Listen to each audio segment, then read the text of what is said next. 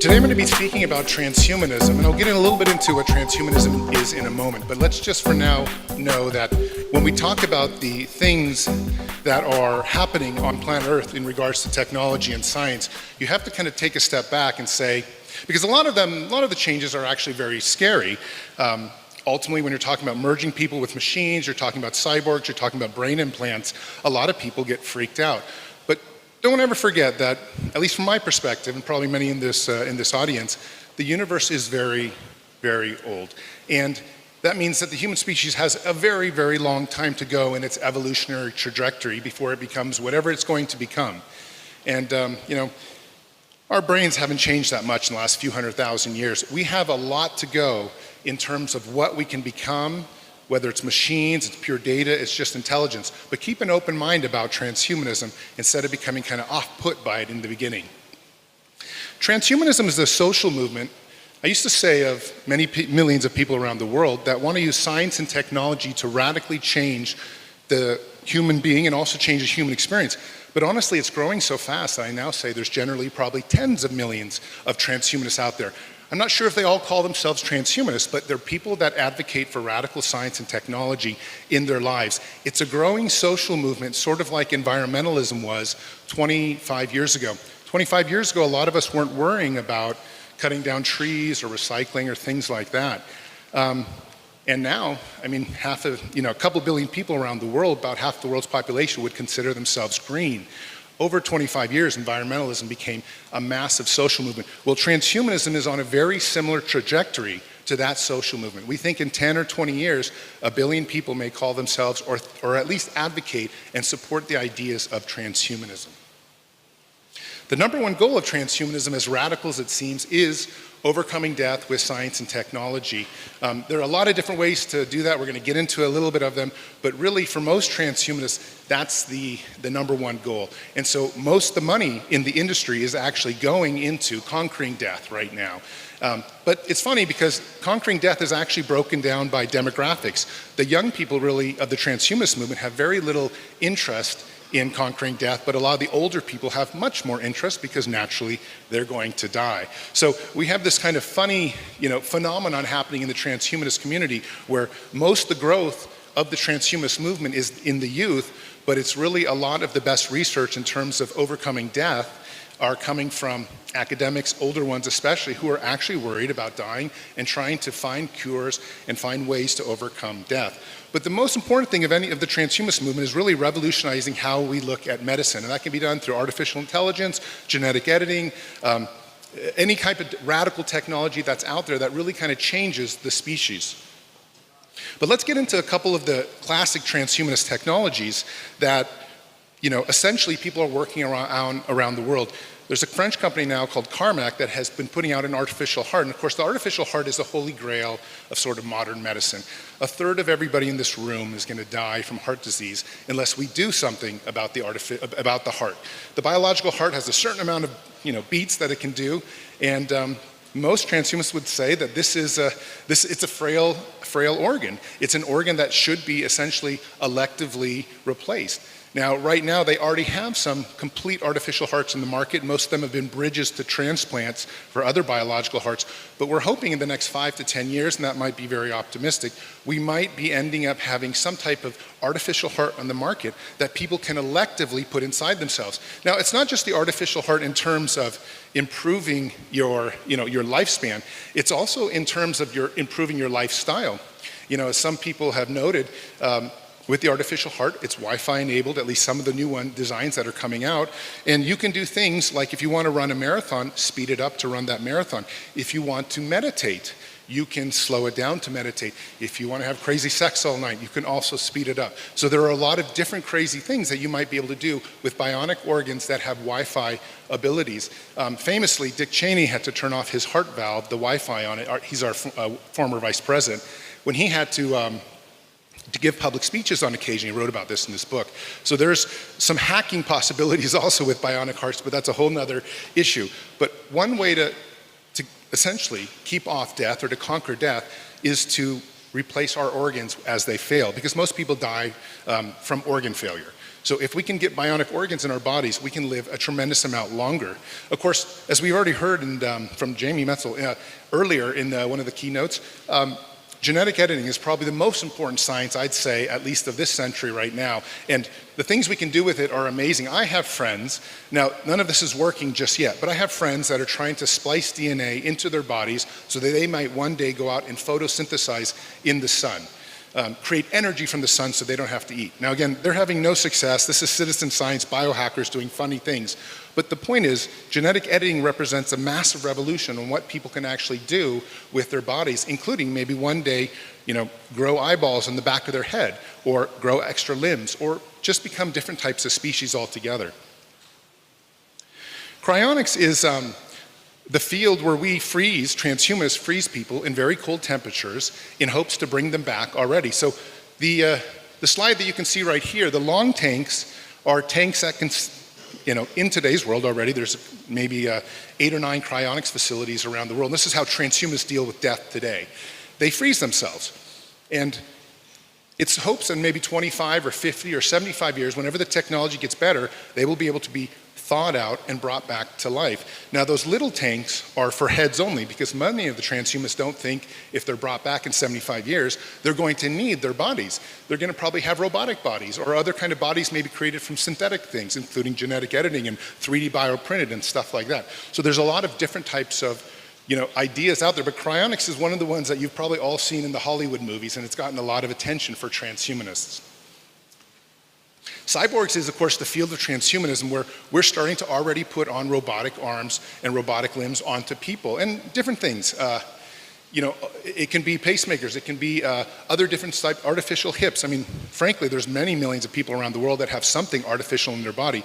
I have friends that have told me, and again, I'm not sure if they're going to do this, they're citizen science, within 1 or 2 years they're planning on electively amputating their arm to get these new robotic arms that are coming on the market. It's very controversial, but some experts think that within maybe 7 or 10 years, we will have robotic arms that are close to as good as the human arm. And probably in 20 years, it's safe to say we'll have robotic arms that are as good as the human arm, and maybe even better. And you can think of all the implications, for example, if you're in the construction industry, if you can lift twice as much, how that would impact the economy.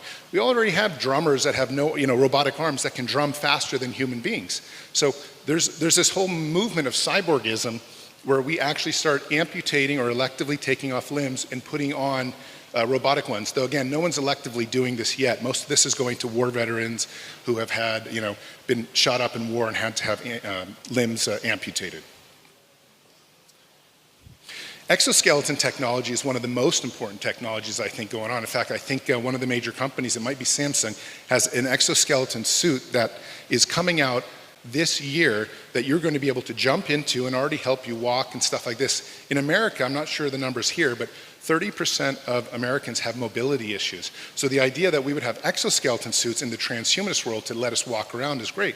Besides, there's also this idea that, let's say in the something like the Paralympics, where handicapped people are competing, there's a very realistic possibility that within 8 or 12 years, somebody who we thought was paralyzed or somebody who is handicapped may use technology to run faster than the fastest runners on Earth. There's a very good chance that technology is going to make us more able-bodied, whether you're handicapped or not, than even the strongest Olympians here within a decade's time.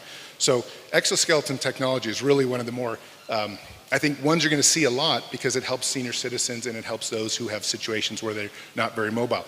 It's also going to allow senior citizens to climb very tall mountains and get back to activities and go jogging again and things like that. And there's a number of companies working on it. It's a very fascinating industry.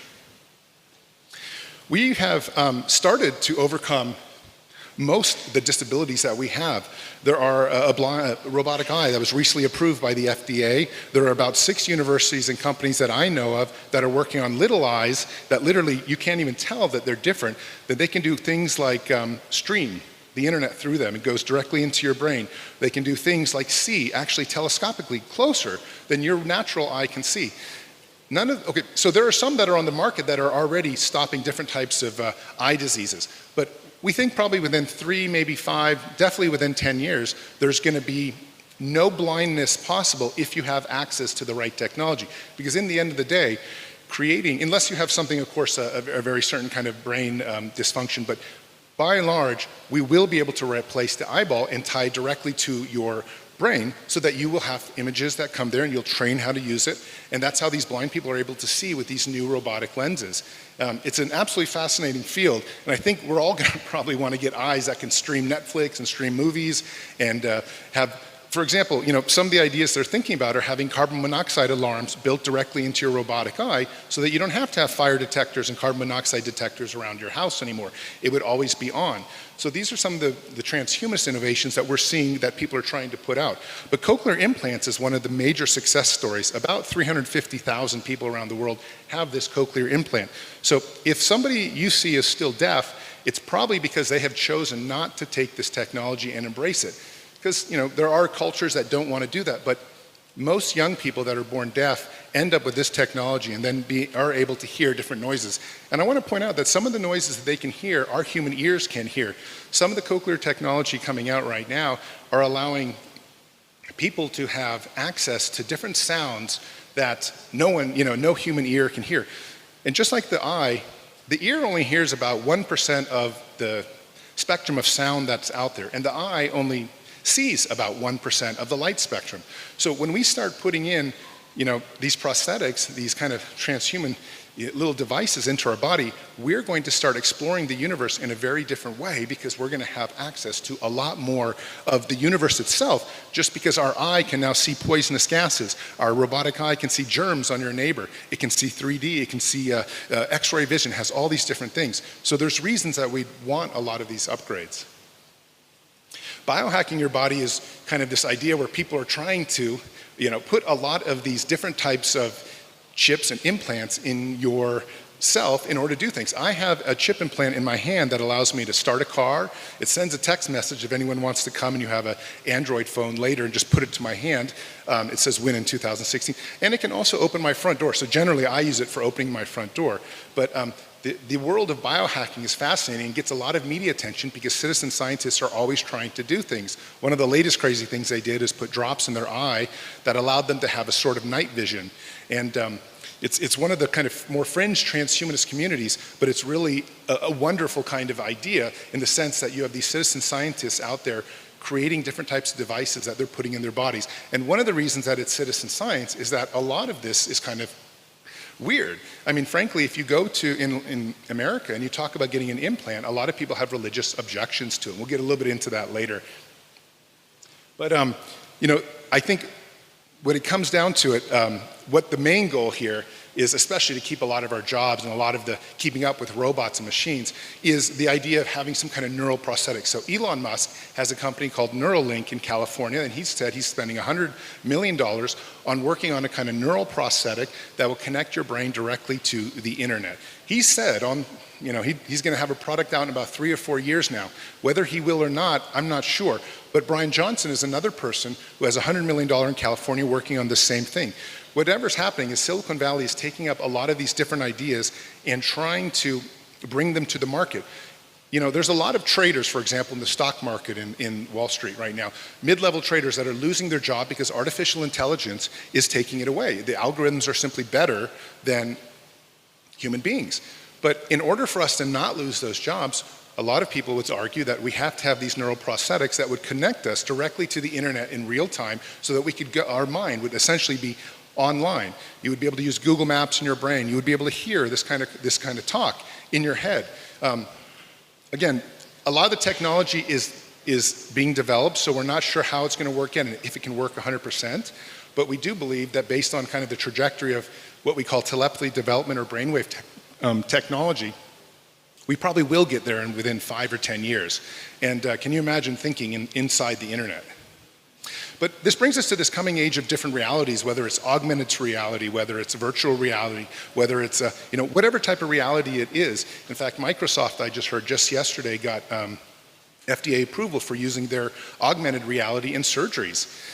At some point in the future, especially when we have like robotic eyes, we'll have a lot of different things in our realities all the time. It won't just be what you see right now, which is physical matter. It will be the different things that are projected in a computer. And of course, it's not just our surroundings. It's going to be filled, the transhuman future is filled with robots, and it's one of the big things. But I'm not the biggest fan of robots because frankly, I think robots are going to take millions and millions of jobs, if not most of them. So, don't get me wrong, I'm a big fan of them. But I'm also worried, if you've seen some of the new robots like Atlas do flips and things like that, we're coming to a point in the future when they're simply going to be more agile than us, probably smarter than us. And, what does that do to world economies and things like that? Of course, the same thing with drones. When we were visiting the Armenian genocide memorial, there was a drone following us, filming us. And soon they're starting talking about delivering pizzas and things like that with drones in America. Of course, they're already starting that in some communities. They're all test experiments at the moment. But the bottom line is, I think in the very near future, you're going to have a smartphone that flies. There are a couple companies working on smartphones that are going to fly. These are very interesting types of ideas that you could just, send your child to school and the smartphone would follow that child all the way until it gets safely into the class and then fly back. Some of the benefits, I'm a surfer, so if you send your phone out to check out the surf, these are some of the things you would get benefit from. And of course, 3D printing is catching on quite fast in America. We are now able to print out a lot of different things, and the big controversial one in America that they always discuss is printing guns. And of course, that's a whole nother issue. But we will get to a point where we're going to be able to print out different types of combinations of things altogether. And there's even 4D printing where once you print something, it's able to move outside of itself. And then I'm going to get into some the bioprinting later. But there are companies out there trying to work on getting a 3D printer in everyone's household. So you don't have to go to Amazon to order something when it breaks. You can just print it yourself. But all this brings us to the transhumanist future where essentially it's very radically different. And in transhumanism, the most important concept, I'd say, at least in terms of where the philosophy goes, where the movement goes, is the moment of the singularity. And this is the idea when computers become so fast that our human brain is really not even able to recognize anymore what they can do. The intelligence of machine intelligence becomes so far that we're not able to keep up with it, which is one of the main reasons why companies like, belong to like Elon Musk and other neural prosthetic companies are trying to merge with machines because they don't want to get left behind by the machines. But that moment when we get left behind by the machines, most people in the transhumanist community call this singularity. I came to the transhumanist movement when I was a journalist for National Geographic. I had a very close call with a landmine in Vietnam that I almost stepped on and almost exploded. And it got me really thinking at the time. I'd been working there about 5 years and covering a couple of conflict zones. How can we do something about suffering? How can we do something about the world in the real terms? And not just covering stories and covering war zones, but how can we actually stop this forever? And so I wrote a novel called The Transhumanist Wager, which went on to do really well. But the Transhumanist Wager is really a question of what motivates us to live, especially in the modern 21st century. Pascal's wager said you had to believe in God for an afterlife. That's the quintessential part of it. But the Transhumanist Wager says, in order to get to the afterlife, you just need to rely on science and technology. And you should be dedicating everything you can to science and technology to make sure that you have the choice whether you want to die or not. Of course, some people will want to die. But what's nice is to not have the specter of death always overhanging you and coming at you anytime you want after your family members and car accidents and war zones, whatever it is. We're going to get to a point in the future when technology will be so sophisticated that we won't have to rely on anything else except modern medicine to keep us alive. And that's really what the Transhumanist Wager is about.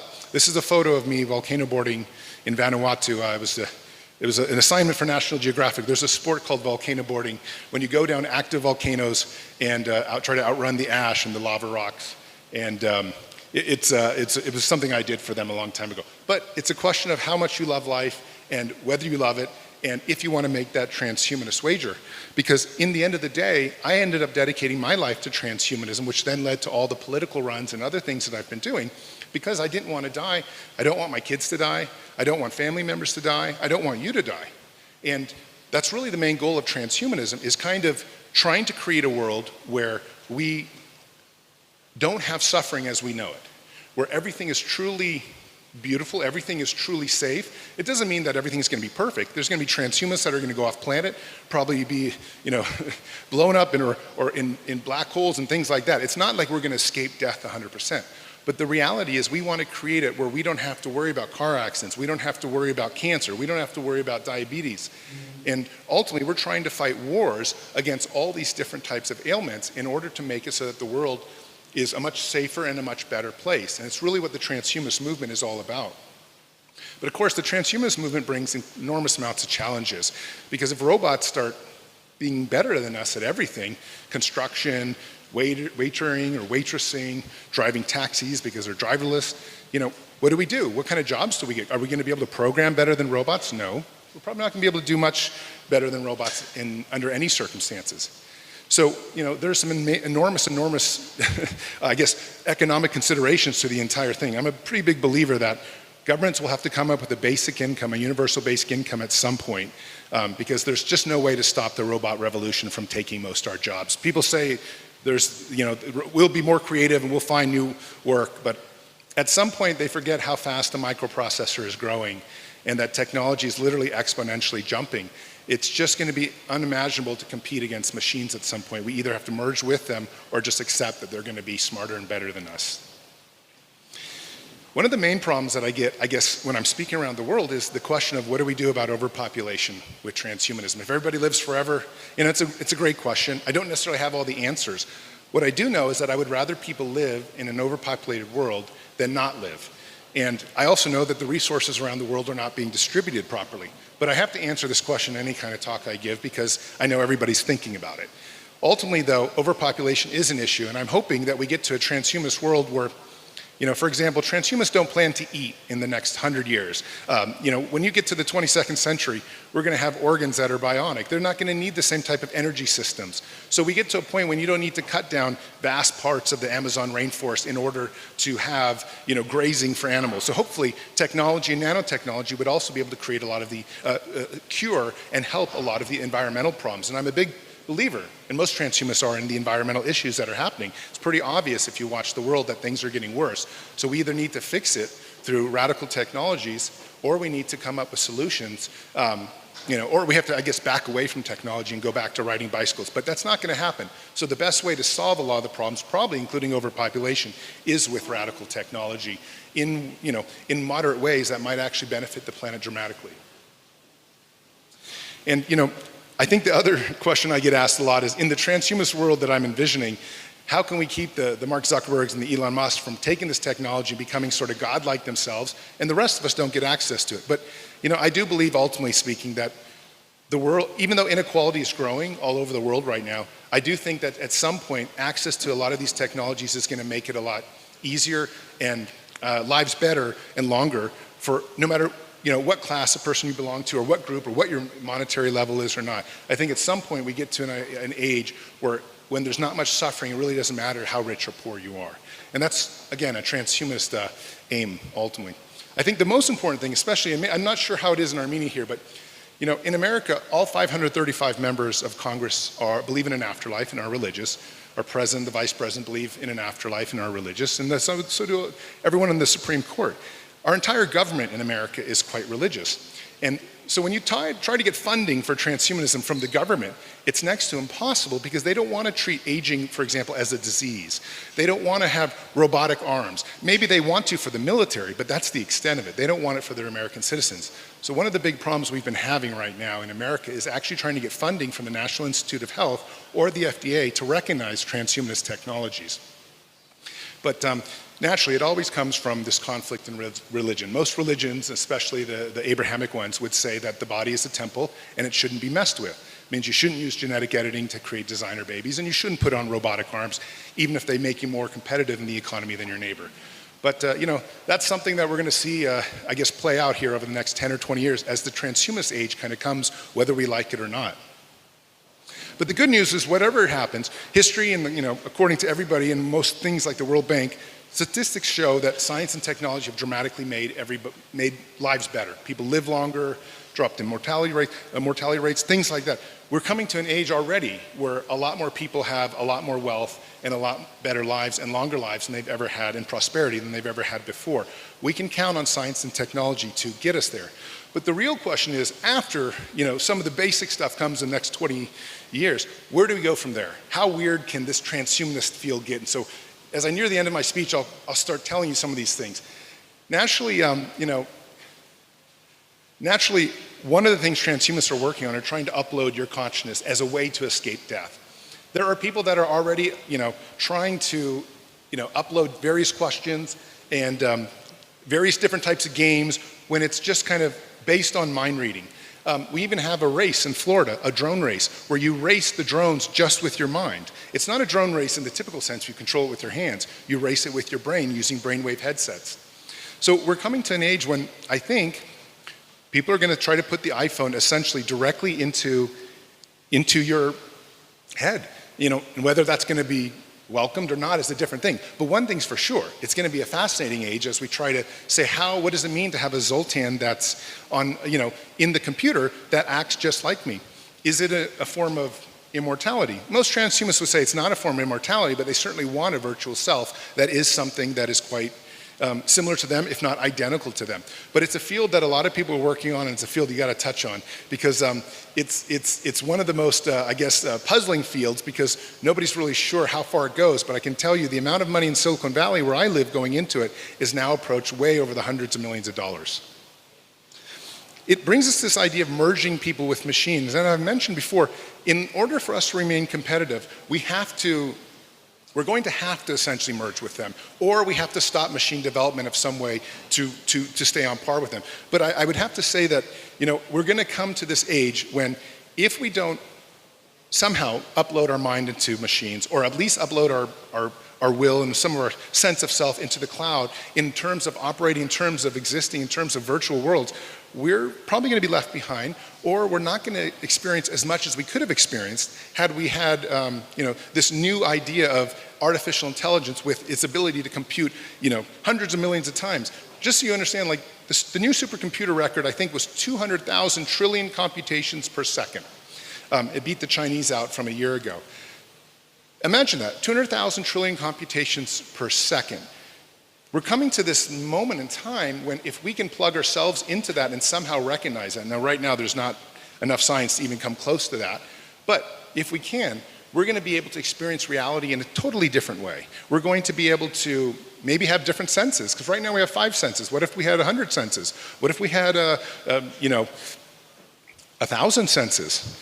This is the age that transhumanists are trying to kind of push upon us so that we're actually one and the same with a lot of these different ideas that I think most people have heard about, but haven't really considered for themselves.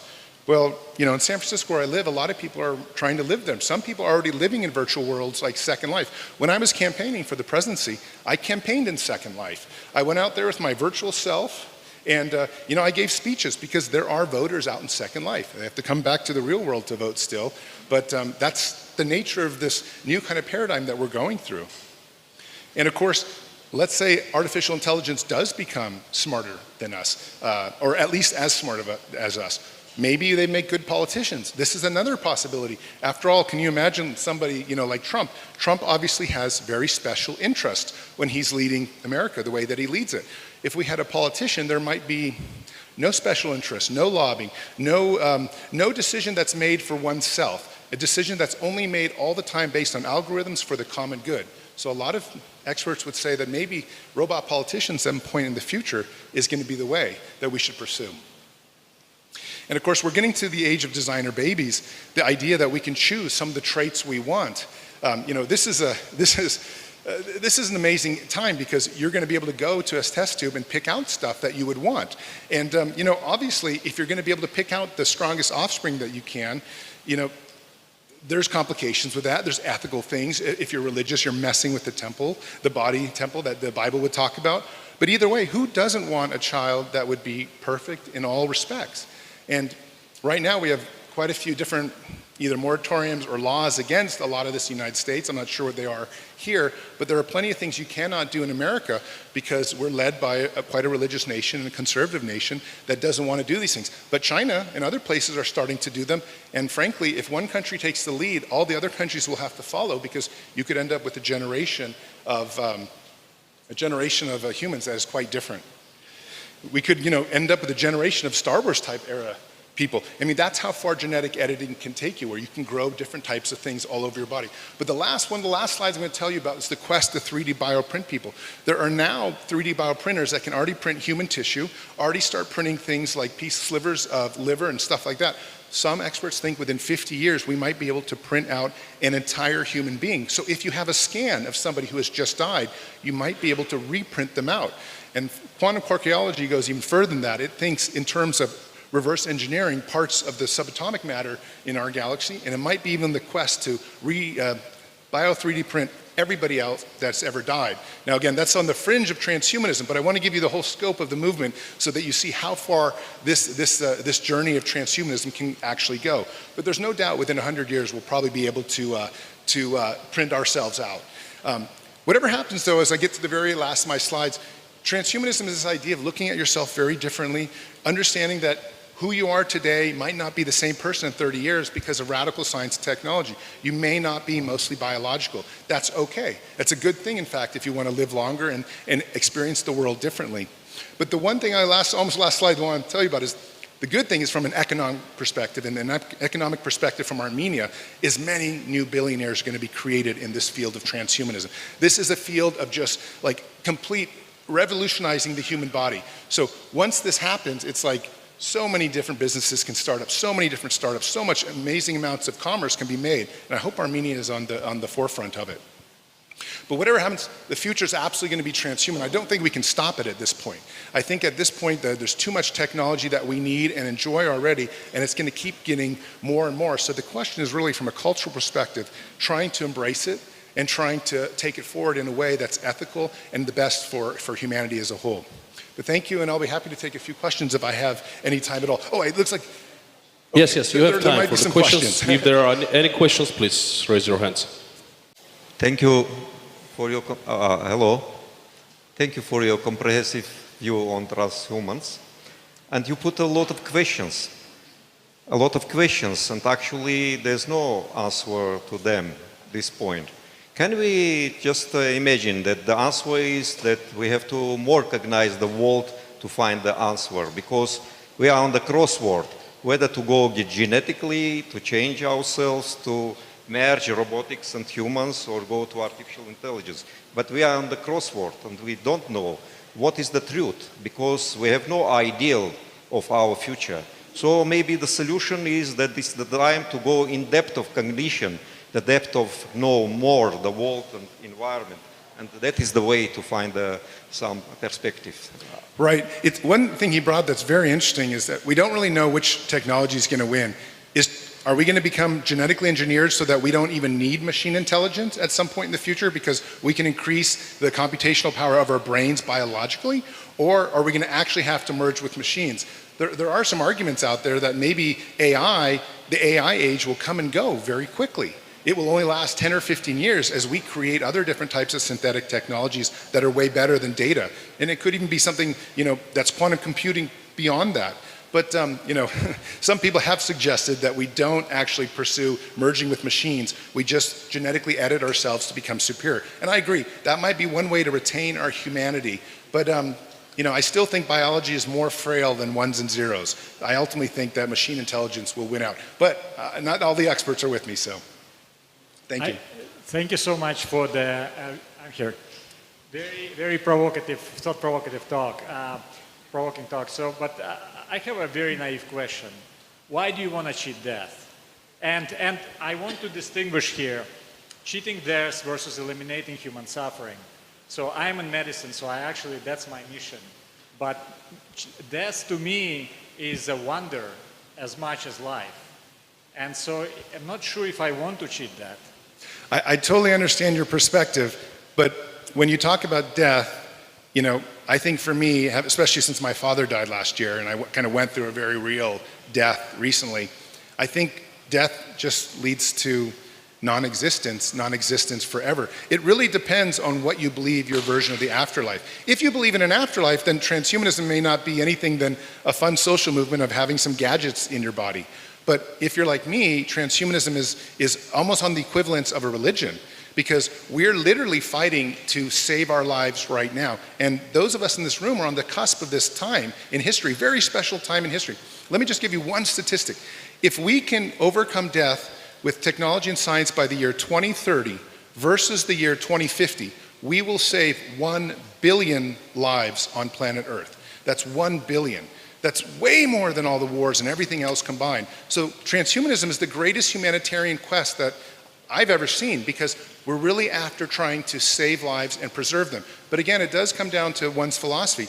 If you believe in an afterlife, then you don't necessarily see it. Or if you think death is magical in its own, then you'll go that path. I do agree that I wonder quite a bit about death, but I also think that my body would just be eaten by worms and merge back with the cosmos as dust. And I love my consciousness. I love my life. I want to see my children. I want to see what happens. I want to see you. I want to see everything in the 100, 200, 5,000 year future, and maybe the million year future, wherever we go. And that's why I want to live forever.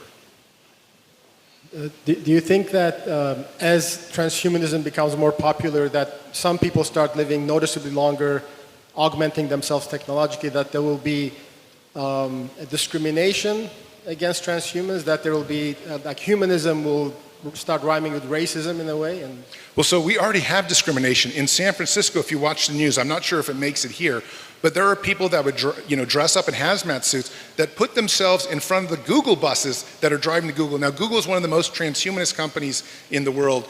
Besides, it owns one of the largest life extension companies in the world called Calico, literally trying to solve death. I mean, some of the Google founders are some of the top people pushing to overcome death.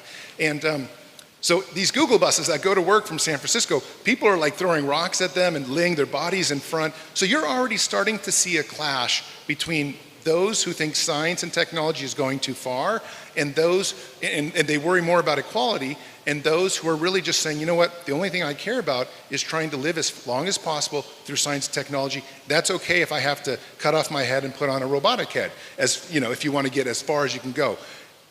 So there is this conflict happening, and I think over the next 5 or 10 years, you're going to see real civil strife. In fact, I think you're going to have a civil rights era, because one of the things I did in my presidential campaign was I delivered a transhumanist Bill of Rights to the US Capitol, which has now been getting quite a bit of attention, because if we're only 10 years from creating an artificial intelligence that says, please never turn me off, well, maybe it also needs some type of civil rights. So we might be entering a new civil rights era where robots and sapient intelligence, and maybe intelligences that we create with genetic editing, deserve different types of rights.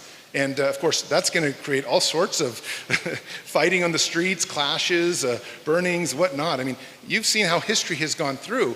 Well, as we become different type of transhuman species versus maybe just the plain old vanilla human, there's going to be a conflict there, especially a conflict over growing inequality, not just brought on by the different types of bodies you have.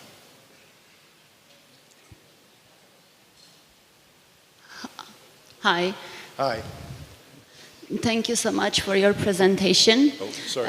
I share your opinion about transhumanism, but I still have a few questions. First one is all our instincts and the way we behave, our mindset is based on the reality that we are going to die one day. Don't you think there is going to be a conflict, this transforming period, like we are already transhumans, but we still have the old mindset? And the second one is your reasoning that you want transhumans is that you want your kids to live forever.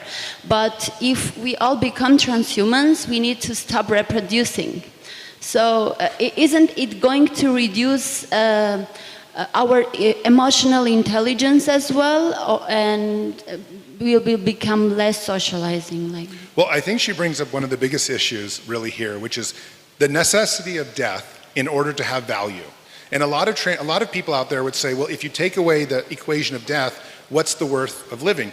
But I think the other argument is that When you start to plug your mind into a machine that allows you to be 1,000 or 1,000,000 times smarter, and you have different senses, and let's say you're not limited to Earth anymore because of, the idea of space travel and things like that, we get to explore the universe. It's not just about value coming from whether you live or die, it's value coming from exploration. And that's really the most important thing about transhumanists. We are curiosity addicts. We are always interested in what is new. We're not going to stay on planet Earth. We're going to go out all over and explore what we can see. We're going to see what we can become. We're going to completely transform our figure. I mean, plenty of people in the movement want to become fish, want to become robots, want to become pure energy. We're physical matter, and that's essentially unlimited if we can figure out the right tools to how we can transform ourselves. So I think value doesn't have to come from whether we live or die. It can come from the idea that we've become something totally new, and every day, every experience is completely novel, like we've never seen it before. And frankly, with an almost infinite universe, or a universe that's growing, we're never going to get bored. Thank you. Hi, I'm here. My question is about controlling all of this. How we're going to control. After watching all these movies made up, like especially Black Mirror, I don't know if anybody saw that, but how we're going to be able to control all of this? So, are we going to be able? Well, I think one of the problems with Hollywood and one of the problems with filmmaking is that everything comes out as negative. Frankly, if you watched a really happy utopic movie, it would probably be super boring. But that's what, can you imagine a nice robot movie? Nobody really cares to watch it except children. The real world is we need to have entertainment that's provocative and scary and challenges us. And of course, that's why Terminator and movies like that have become such runaway bestsellers. But in the real world, technology and science has been making our world easier, meaning less suffering, less death. We become better human beings. We have access to more types of foods and more types of healthcare. We live longer, better educations for our children. It's kind of boring, frankly, where we're going. But for those of you who, have kids and families and mothers and fathers, boring is a very nice thing if your life is stable and you get to see the ones you love and stay with them. It's not that we want too much adventure. And I want to have adventure for my own reasons to travel everywhere around the world, but I don't want the risk of dying. And that's really what transhumanists want, is this kind of balance between we can become something completely different, but we're also going to be able to not have to worry about dying along the way. Mr. Zoltan, thank you for impressive speech. I want to ask you, what's your impression? Will humans travel to Mars and other galaxies first, or it will be robots? I think Mars is right around the corner now. I really do. And I think what's very interesting about Mars, and this is what I know from some of my friends in Silicon Valley, is that there's a game on between the billionaires, and the billionaires want to see who gets there first. And that's what billionaires do. So this is not even a government. Trump may say he wants to go to Mars, and same thing with Putin. But really, I think this is going to come down to the billionaires spending huge amounts of money to be that famous billionaire who got there first. So I think that going to Mars and space travel is going to happen a lot faster than we think, probably because of ego. But it's okay. Sometimes ego's been very useful in human development and things like that. I do think, though, we're going to get to Mars way before we kind of get to the classic transhumanist age. We're still going to go as humans, and that's going to present a lot of problems of keeping people alive. But one good thing to know is that when NASA, United States NASA, went to the moon, it brought back a ton of technologies, because the entire process of getting a group of people to the moon had forced us to learn all these different amazing technologies. Those technologies, we are in use everywhere today. So when we do these kind of what we call moon projects, they're awesome. A Mars project's going to be great. It's going to give us many new technologies, including transhumanist ones, and teach us how to live outer world. And from an existential risk point of view, let's say AI takes over or an asteroid hits the planet, transhumanism is great, because then there are people off planet to keep the species going. And the last question, please. Yeah, thank you. I have a very basic one. So just your advice. Let's say I know I'm going to live forever. So I wake up tomorrow morning. I have things to do. Why should I get up and do those things if I know that there is always the tomorrow and there is always the morning? tomorrow? Well, I think, this is again a philosophical choice that I think everybody wants to make. He essentially asked, why should you do anything if you know you're going to live forever anyways? Because you can get 5 PhDs, or frankly, you can get 100 PhDs, and you can do all these different things, and nothing really matters that much. Well, I think humanity has a kind of a basic inbuilt sense of value. Like, life matters, and if you've ever been to a war zone, I covered a lot of war zones. As soon as you get close to the bullets and to the firing, you realize how quickly life matters. It's like, when you're about to die, life matters more than it's ever mattered before. And I think when you talk about why you want to get up and do those things, it's because we have this inbuilt kind of genetic trait that life is something very valuable to do, and that wasting it is something that most people just don't do, because it kind of seems like pointless to waste life. You want to get out there and do things. So I'm not worried about people getting lazy, and I'm not worried about philosophically people saying, oh, I don't have to do anything. I think people do things because they believe in humanity becoming something more than it can be, as just a fundamental principle. And I think that fundamental principle is that we can become anything we want to be, and life is brilliant, and that's why we pursue these things. We pursue it because it's so special, and we're always going to pursue it, whether we're living forever or not. Thank you, everyone, for listening to my speech, and thank you for your questions. Thank you. Thank you.